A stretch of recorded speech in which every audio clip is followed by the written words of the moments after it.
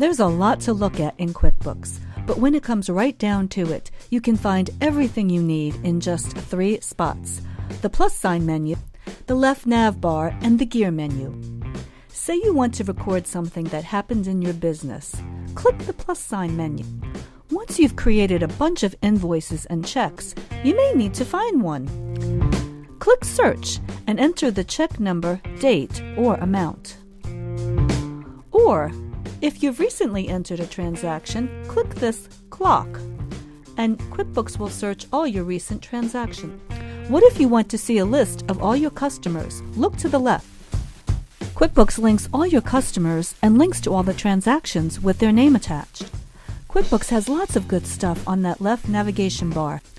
Transactions groups your transactions. Money in transactions are under Sale. Money out are under Expenses. You can also get to QuickBooks Reports here on the left. One more place to look for things is here at the gear icon off to the...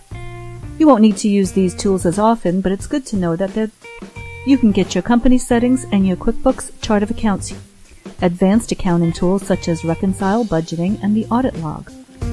Feel free to explore. Get comfortable. This is your QuickBooks.